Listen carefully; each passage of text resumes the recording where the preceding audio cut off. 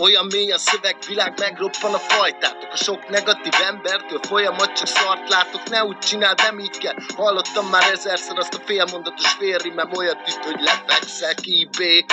Mert ez a szöveg plastik, azért feltöltöm a szótárad, amíg otthon passzíválsz. Vigyázz most a szövegre, vagy figyelsz most a mondatra, mikor kibé.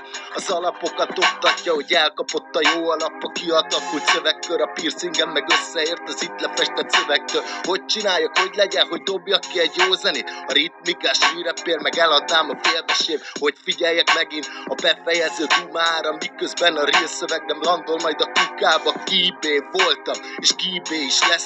Kibéként élek, és kibéként megyek. Kibé.